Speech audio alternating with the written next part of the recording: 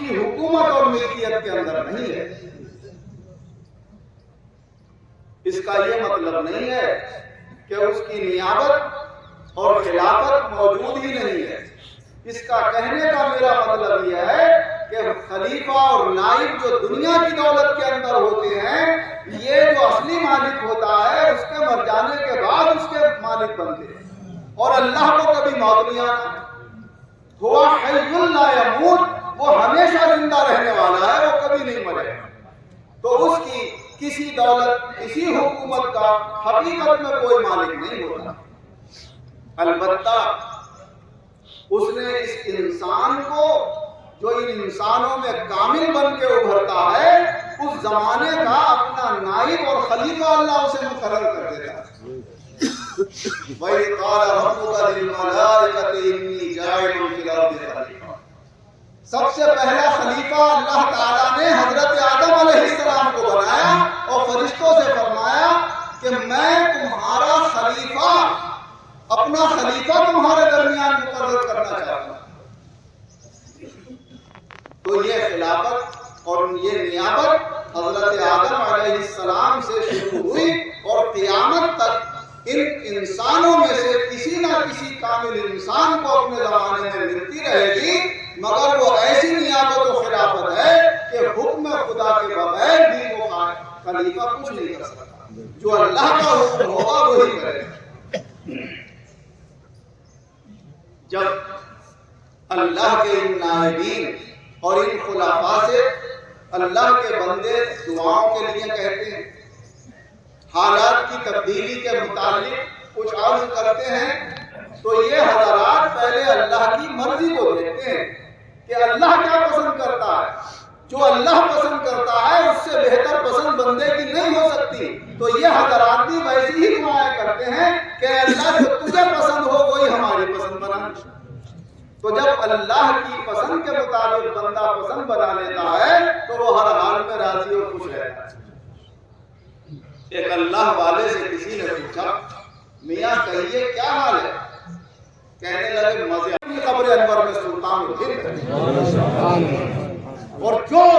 روحانی فائدے، مالی فائدے اور آپ کی ضرورتیں اللہ ان کے سبب سے ظاہری حیات میں پوری کرتا تھا، آج بھی ان کی روح انور کی طرف توجہ کرے، اللہ تعالیٰ ان کی مدد اور ان کے وسیلے سے آج بھی ہمارے کام حکومت وہ حاصل کرو جو ہمیشہ قائم رہنے والا، اور ان کی حکومت اسی دنیا تک محدود نہیں ہے، میدان محشر میں بھی انہی کی حکومت چلے گی۔ انہی کے جھنڈے کے سائے میں ان کی حکومت مانتے ہوئے ان کے معتقد اور ان کے غلام ان کے دامن کے سائے میں ہوں گے، اور یہ آگے آگے چلتے ہوں گے، ایک حاکمانہ حیثیت سے یہ اللہ کے بنی جاتے ہوں گے اور غلام پیچھے پیچھے جاتے ہوں گے اور جنت میں جاتے ہوں گے۔ میں یہ اپنے جذبات سے نہیں کہہ رہا، قرآن پاک شاہد ہے۔ وَسِيقَ الَّذِينَ اتَّقَوْا رَبَّهُمْ إِلَى الْجَنَّةِ زُمَرًا،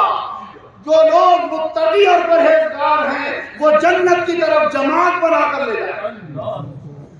تو جماعت کس کی ہوتی؟ ان دنیا کے دلدادوں کی جماعت ہوئی۔ یہاں پر چند دنوں کی حکومتیں قائم کرنے والوں کے جھنڈے نہیں ہوں گے،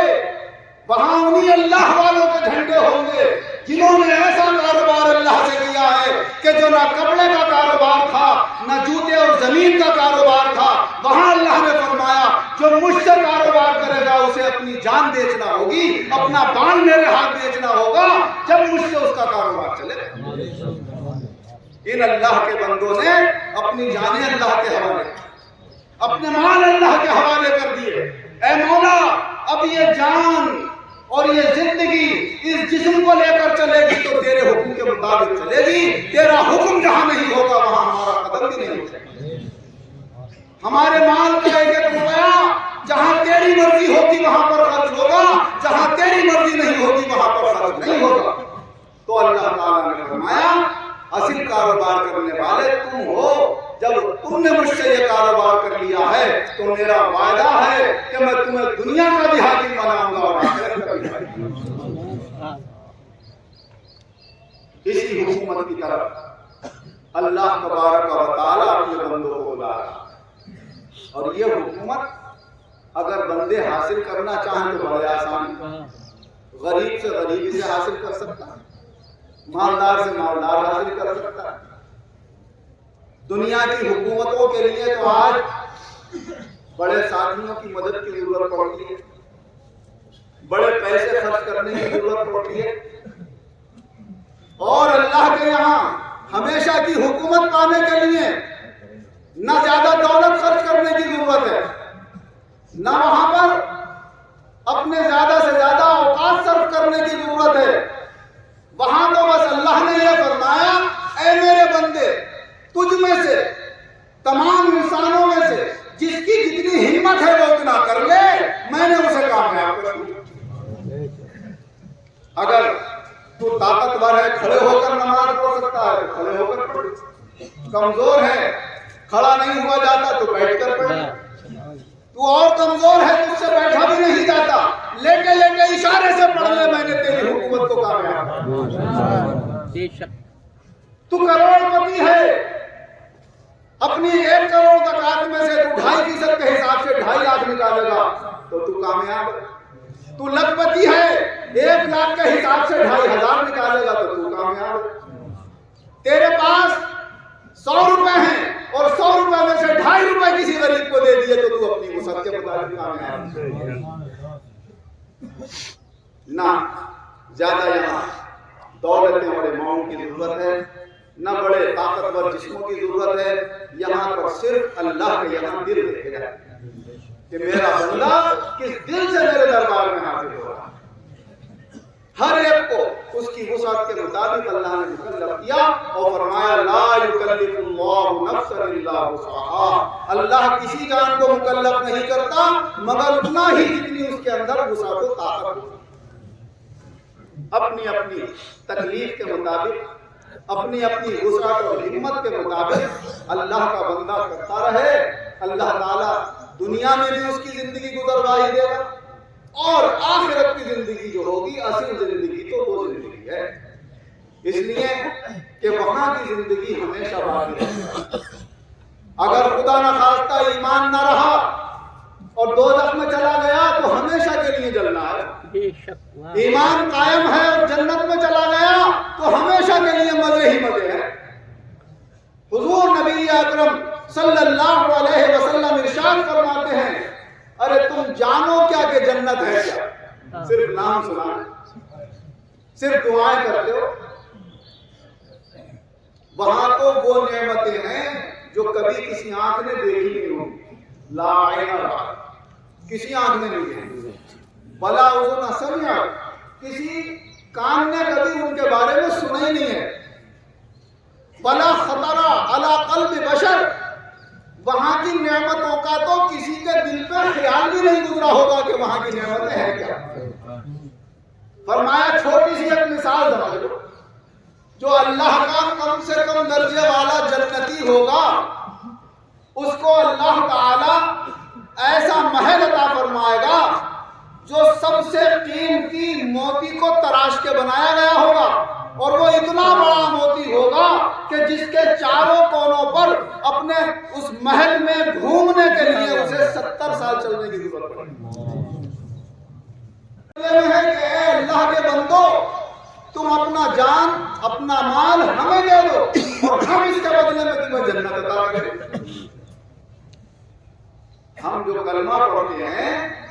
یہ اللہ سے کاروبار کا معاہدہ کرتے ہیں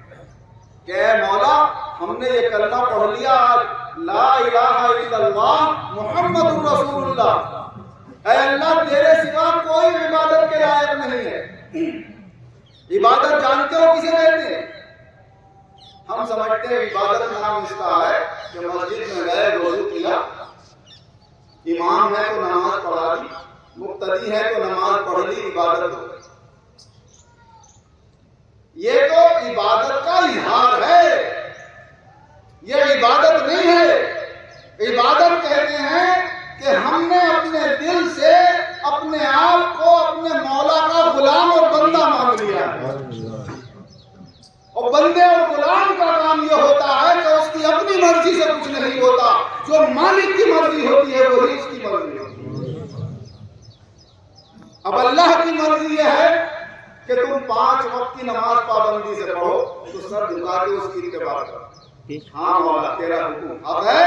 اور ہمیں کرنا چاہیے، اور کرے بندہ کوتاہی ہو تو جیسے بندہ اپنے آقا کے سامنے، غلام اپنے آقا کے سامنے معذرت پیش کرتا ہے، آقا مجھے یہ پریشانی آ گئی تھی اس لیے میں تمہارا حکم پورا نہیں کر سکا، مجھے معاف کر دو، تو بندے کو بھی چاہیے کہ اپنے مولا سے معافی مانگے کہ اللہ میں صحیح وقت پہ نماز ادا نہیں کر سکا، مجھ سے غلطی ہو گئی تو مجھے معاف کر۔ مگر ایسا نہیں ہو رہا ہے۔ اگر ہم نماز کے پابند ہوتے اور پھر کسی وقت کی نماز رہ جاتی تب تو خیال آتا کہ ہم سے غلطی ہو، سہو ہو گئے، مگر جنہوں نے اپنا مزاج اور اپنی عادت ہی بنا لی کہ ہمیں بس جمعے کی نماز پڑھنا ہے اور جمعے کے علاوہ عید آ جائے گی اس کی نماز پڑھنا ہے، یا کبھی کبھی اتفاق سے مسجد میں نماز پڑھنے چلے گئے تو ہم نے یہ مزاج بنا لیا کہ نماز پڑھنا داڑھی والوں کا کام ہے، کرتا پائجامہ جو پہنتے ہیں ان کا کام ہے، یا زیادہ سے زیادہ حافظ ہیں جو مولوی ہیں ان کی ذمہ داری ہے 5 وقت کی نماز۔ ہم تو بیٹھے نماز کے وقت باتیں بناتے رہیں، دنیا کے اپنے تمام خیالات ایک دوسرے کے سامنے رکھتے رہیں، تو ایسے لوگ جو نماز چھوڑنے کے عادی بن جاتے ہیں پھر ایک دن ان کا احساس بھی ختم ہو جاتا ہے کہ ہم یہ کوئی گناہ کر رہے ہیں یا کوئی غلطی کر رہے ہیں، تو ایسے بندوں کے دلوں سے اپنے مولا کے سامنے اپنی عبودیت کا تصور کمزور ہونے لگتا ہے، اور ہم نے جو بندہ بننے کا اللہ سے وعدہ کیا ہے ہم اس وعدے سے دور ہوتے چلے جاتے ہیں اور مقصد چلے جاتے ہیں۔ اللہ تبارک و تعالی نے اپنے بندوں کو یہ بتا دیا کہ اے میرے بندو، میں تمہارا آقا ہوں، تمہارا مالک ہوں، تم میرے بندے ہو، میرے غلام ہو، اگر میرے حکم کے مطابق چلتے رہو گے تو میں تم سے خوش رہوں گا، اور اس خوشی کے اظہار میں تمہیں ایک نعمت دوں گا جس نعمت کا نام جنت ہے، اور ایک ہمیشہ کی تکلیف اور عذاب سے تمہیں بچاؤں گا جس عذاب کو دوزخ کہا جاتا ہے، اور جو دوزخ سے بچ گیا اور جنت میں چلا گیا وہی کامیاب ہے۔ فرمان باری تعالیٰ ہے کل نفس ذائقۃ الموت، ہر جاندار کو موت کا مزہ چکھنا ہے۔